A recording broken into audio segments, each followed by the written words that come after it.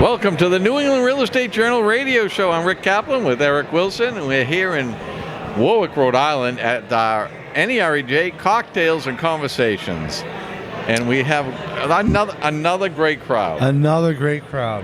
And I'll tell you, the food, I saw them bringing it all out, looks fantastic. I don't know what the cheese was with the pink infusion, but it was amazing. Well, you can, if you walk around the crowd, you can see all the associations that have joined us today. We also have some of our sponsors, MG Commercial in Rhode Island. We have the Bank of Rhode Island as well, Eldorado Stone. And our media sponsor, the News Funnel. And our media sponsor is NERJ, the New England Real Estate Journal, and the News Funnel. Right. And we have all the associations here. And we're going to have some interviews with some of the attendees as well as some of the sponsors when we come back. But don't forget, last week we did the NEBFM show, so check that out on YouTube. Should be up this week. Everyone should take a look at that. Another great show they put on up in Boston. And look for this show in a few weeks on YouTube. And always find us on YouTube. And I want to thank all the people at the New Hampshire Cyborg. I was up there at their annual barbecue. And awards that was hosted by T.F. Moran. People up there were phenomenal. Our good friend Colin Cooper from Eldorado Stone, he was there as well. So I just want to give them a shout out. They did a great job. Nice. And congratulations to all the people that had won the awards. But I also, when I walked around here and I met some of the associations, and some of these associations have traveled with us to all of our networking events that we put on. I just want to give them a shout out as well and a thank you, because they support us as well as we support them and their members. And we appreciate everything they're doing and appreciate all the things they do for us. Definitely. I agree with that 100%. So when we come back, we're going to see and find out some of the things that they do for us with some interviews. We'll be right back. And our first interview on the New England Real Estate Journal radio show is with Mike Ciaburri of Worth Avenue Capital. Right. So if you need money from a private lender, Mike is the guy to go to. Thank you, Rick. Appreciate it. Good to see you and Eric again tonight. It's good Thanks to for see having you, me on. Mike. Appreciate it. Beautiful. Well, actually, I'm calling you Mike. It's Michael. Whatever, Mike or Michael is fine. Well, you guys are friends. You've interviewed him a few times. That's why I think of him as a friend, so I call him For Mike. all of our listeners or viewers, make sure when you call, you ask for Michael. You're not friends yet. So why don't you give it, Mike's, you've been on our show 3 times now? This is number 2. This is number 2? Second time, yes. Up in Hartford. Right. I interviewed with So why don't you give us an update? How is the lending game going? Sure. The lending game is going very well, actually. It's like any business, a very competitive marketplace, but I'm a niche lender, and I'm really servicing a market of small businesses and small real estate developers and investors who, for one reason or another, can't go to a bank, or they can go to a bank, but they don't want to deal with the bureaucracy of the amount of time it takes to get a bank loan. As an example, if you're a real estate developer, or you're an investor, you come across a really sweet deal that you want to take advantage of, and you need to move fast. There's 5 people bidding on the property, and it's going to go quick. And you know that if you go to a bank, it's going to take 5-6 weeks to get the commitment. Hey, I don't have time for that. I've got some of my own money I can put in, but I've got to get the rest of the money quickly. I can go to Worth Avenue Capital, and we can close the loan in a week, if not sooner. And then, now you own the property. Now the pressure is off. You can then take your time and shop the banks in your area and say, okay, I'm going to talk to 3 or 4 banks. I own the property now. Right. I could take 3 or 4 months and get the best deal and then come back and pay us off. So that's really a niche that I think, pretty well. Now that's very important right now, especially in the way the market is, well, you say Rhode Island, Connecticut, New England. Yes. Because properties are moving much faster. So now you have a lot more people that are looking at properties, putting in bids of properties. So if you're an investor, you need to jump on it quick. No question. So you need the money. You need someone that can give it to them right then and there, and not wait 3 months. And I'll give you an example. The other guy. Exactly. About a year ago, I get a call from a company in my area in Connecticut. Long story short, the guy wanted to buy an investment property on Nantucket. Nantucket's a very expensive area, obviously.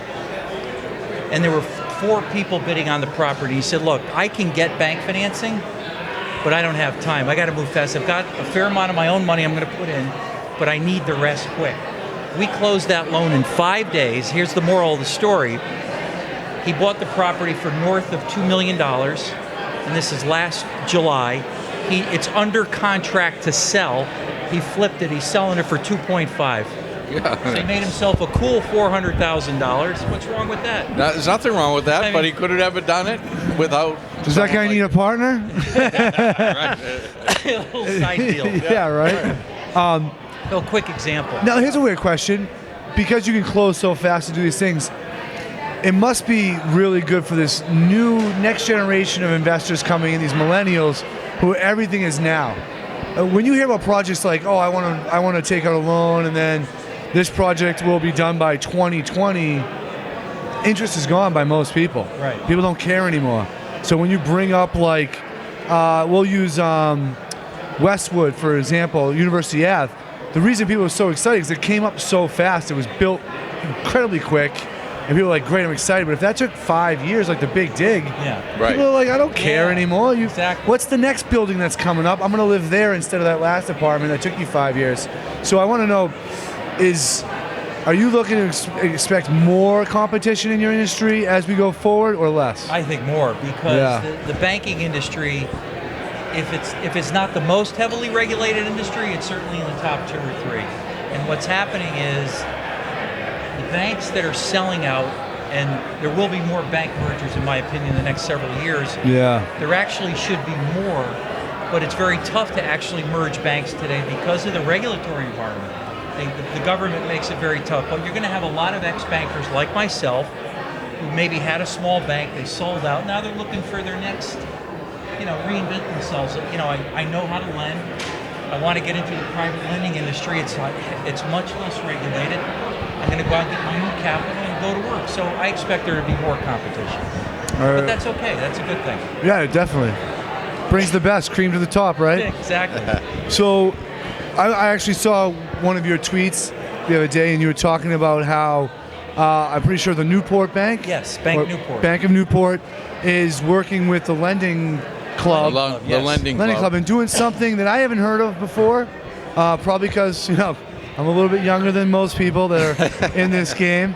Than most people. But it was like private consumer loans, and tell us a little bit about that and what that means for the future of private Sure. lending and banks.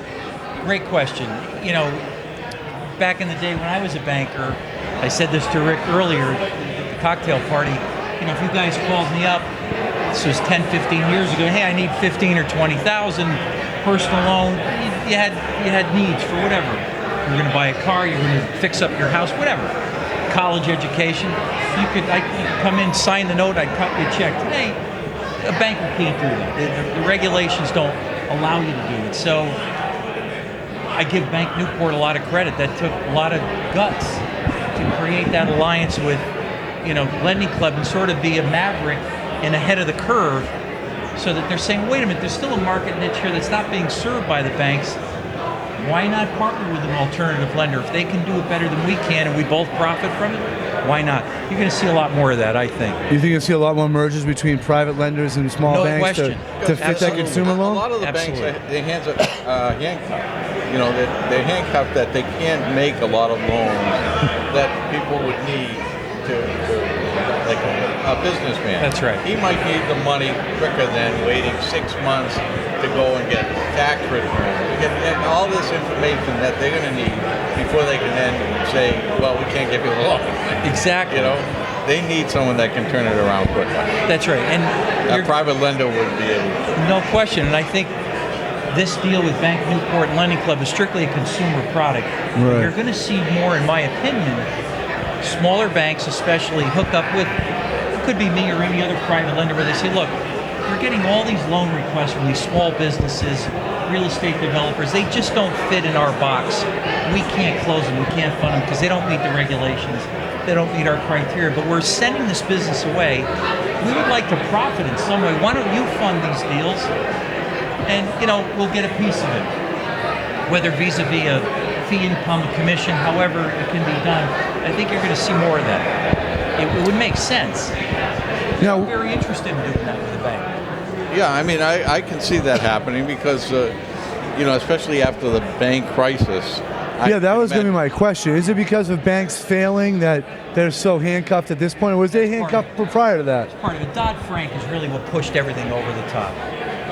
Nice. Mike feels so comfortable talking with us. He doesn't even remember he has the microphone. Yeah, he's. I left banking about 8 years ago. Okay. And it was heavily regulated then.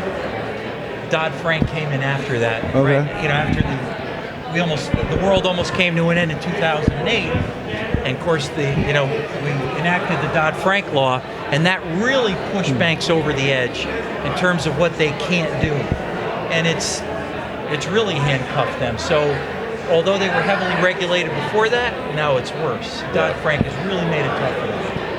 And hence creating more opportunities for private now lenders. that's why private lenders, there'll probably be more and more coming out. That's exactly right. So it's created more opportunities for our industry, and I think our industry, our industry is going to continue to grow. So that's kind of a good thing. It is a good thing. You've taken a little bit of what from the banks and allowed, I want to say mom and pops, but personalized businesses to grow, small business companies. Exactly. And the small business person, if they don't know that private lending is on the map, what do? Right. They go to 5 banks, let's say, and they get 5 no's. And then they stop. They say, well, I can't get a bank loan. Okay, maybe you can't. But you can still get a loan if you realize that there are alternative private lenders out there who are interested in your business. Yeah, but people don't know where to look. Right. That's the problem. Yeah, I mean, it's a very much needed. And it is. And the word has to get out more because there's fewer and fewer people that really know about this than they should have the knowledge, because banks aren't telling them. No, they're not. And they're not saying, oh, we can't give you a loan, but we know some private lenders we can direct you to. And look, I solicit the banks because I know that they're not doing most of the deals they get, and I say, look, if ABC widget company comes in and you can't help them, give them my name. Right. I'll try to help you in other ways. Maybe they'll bank with you. If I can make the loan, I'll make sure that you guys get the deposits. But you'd be surprised, a lot of the banks, they just send these people away and they don't really, they don't help the customer per se in that respect. That's too bad, but That is too bad. I don't want to get into the political side of banks, so we'll leave that alone. Why don't we touch upon? They're going to close all your accounts. Well, no, it's just Bernie Sanders 2016. So, just because he's on my side. No, my last question was, if we have to get going, is how's Worth Avenue Capital on itself? How's business going for you personally? Business is really good. We're in our 7.5 years in business. We've funded over $100 million worth of loans in a short period of time. Wow, that's really good. We're proud of that. And, the key is, look, you've got to be on your A game all the time. You've got to keep expanding and building, and that's not an easy thing to do. And you service Connecticut, Rhode Island? And Connecticut, Rhode Island, Massachusetts, and I'm looking to break into Florida at some point. Oh, really? That's a large leap. Nice. Hence the name Worth Avenue Capital. Right. Worth Avenue in Palm Beach. My family's had a home in Palm Beach for many years, Nice. so I know the market well. And Florida's a great market. Being you guys are Massachusetts, Rhode Island guys, but I'm a Connecticut guy. Connecticut, the government of Connecticut, they're basically telling Connecticut residents, we want you to move. Because it just gets more expensive. Forget the weather. I mean, the weather's horrendous. I mean, today's one of the nicest days of the year. Yeah. But, the winters are getting even worse. Cold, snowy.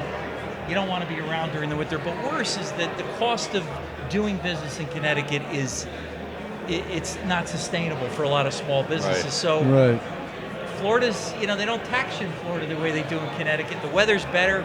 You can do a lot of business down there. That state just continues to grow. In fact, I just saw it on an email yesterday. Rick Scott, who is the very entrepreneurial governor of Florida, is making a special trip to Connecticut to recruit small People businesses to to come come. there. Wow. Yeah. Well, you makes sold sense. you sold me, Mike, because I'm willing to go down and work for you down in Florida. Well, it's funny. It's funny, Rick. I'm about to open an office there. Maybe you might be interested in coming and running it for me. Definitely. As soon as I was the going to say, weather gets cold. I thought Worth Avenue was Monopoly. Is it not Monopoly? Maybe it's actually not. Oh, It's not Boardwalk or Park Yeah, Place, yeah. but maybe someday. Who knows? I didn't know. I thought it was. It definitely could. You It's should gonna be make in- your own it's gonna be in Monopoly Palm game. Okay, it Palm sounds good. Springs, Right? West Palm Beach. Every right? time someone comes in alone, you give them one of your board games. There you go. That's Now right. you're marketing. Branding so now 101. if you need money, Mike Ciaburri of Worth Capital. Worth Avenue Avenue Capital. Capital. And what's the Worth Avenue website? Capital. And what's the website? He's looking to give you some money. What's the website? The website is www.weclosecommercialloans.com. That's www.weclosecommercialloans.com. This guy's a pro. Did you just hear it? He double hit it. I love it. Thank you, Mike, for joining us. really a pleasure. Our next interview at the New England Real Estate Journal, Cocktails and Conversation, is with Claudette Carini, and you're with CAI, and you're going to tell us a little bit about what CAI is all about. Well, CAI stands for Community Associations Institute, and our members are primarily condominium homeowners, board members, and property managers, and all the professionals that work with them. And we're the New England chapter of CAI, so our members are from the states of Maine, Massachusetts, Rhode Island, and Vermont. And we have about 12,000 members in our database. And of those members, a lot of them are condominium homeowner board members and property managers.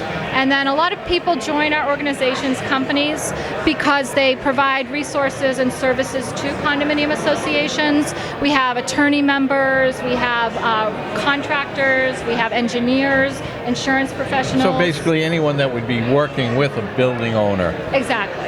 Because our mission is to really educate homeowners and help them better manage their communities. And they work with a lot of professional managers, but we do have a lot of associations that are self-managed, so they don't have the expertise or the support of a professional manager. So they're always looking for those services, be it roofers, contractors, attorneys. So we provide those services to self-managed communities as well as to professionally managed. So, Claire, you were saying, do you work directly with like the condo boards, as well as like obviously friends of condo associations like landscapers, architects, things like that? But you actually work with the board of each condo unit? Yes. Our primary members are condominium board members. Okay. We do have some homeowners who join because they're interested in how common interest ownership communities are managed and why they have to pay a condo fee every month.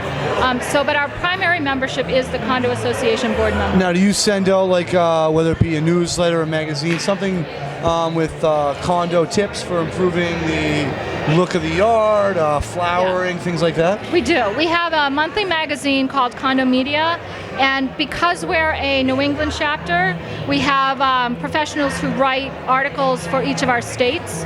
So we have professionals in Massachusetts, Rhode Island, New Hampshire, Maine, and they're specific to those regions. So we bring specific information. Laws in every state obviously are different.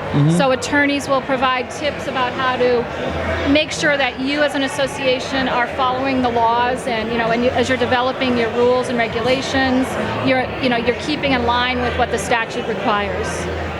So, Claudette, if someone is interested in becoming a member of CAI or finding out more information, how would they get a hold of your organization? Yeah, we're really easy to reach. We're on the web, www.caine.org, or they can call our office in Wellesley, Mass., which is 781-237-9020. And we'll provide you all the information. We can offer you complimentary, we have a monthly publication, Condo Media, and we're happy to provide a complimentary subscription so people can learn more about us and who we are and what we do. And we welcome homeowners, board members to reach out to us if they have questions about their condos and how to And you're also on manage them. social media as well? We are. Fantastic. So before we go, you said something about homeowners and condominium owners, that they could contact you also to find out information. Exactly. Now, what kind of information would they be contacting you for? Homeowners oftentimes are unaware of their rights and responsibilities as owners of common interest communities or in common interest communities. So we get a lot of calls from people about, why do I have to pay a condo fee? Or, what if I don't pay my condo fee? So we answer a lot of those kinds of questions on a regular basis, and that's typically why we get those calls. Oh, that's interesting. That's Claudette Carini, and she is with CAI. New England. The New England chapter, The just New so you know. England chapter. Yes. Nice. Thank you, Claudette. Thanks, you. Claudette. Hi, Thank we're you. joined here with Jason Martins. He is the legislative co-chair and a member of the executive council for IREM Rhode Island, Chapter 88. How's it going today, Jason? Hey, doing good. How are you? Very good. Why don't you tell our listeners a little bit about IREM Rhode Island and what the benefits are? Well, we're IREM chapter number 88, and we are a member of the global organization IREM, right? And you can find us online at iremri.org. And what we are, we're the source of education and professional recognition for managers of all types of properties. So we're highly motivated to get people who are into property management, into real estate, to go out and achieve designations, to be recognized as professionals, and choose property management as a career choice. And it's a really exciting time to be in that industry, as a matter of fact. And I'm happy to be a part of it. Right, with all the apartments that are being constructed, is there a big boom here for multifamily in Rhode Island? Oh, certainly. Multifamily, affordable housing. If anyone is looking to find a career in something different and something that they might not have thought of originally, I would certainly recommend looking into property management. And the nice thing about IREM is, like I said, when you become a member of IREM, there are all kinds of benefits that come along with that. Not just educational opportunities, but like I mentioned earlier, professional recognition.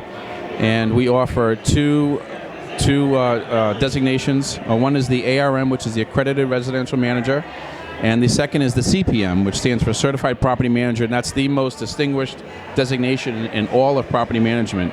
So when you go to apply for a property management position, or maybe you work for a company and you're looking to acquire some more properties to your portfolio, just having those designations, helps you to stand out as a professional in the industry. Right.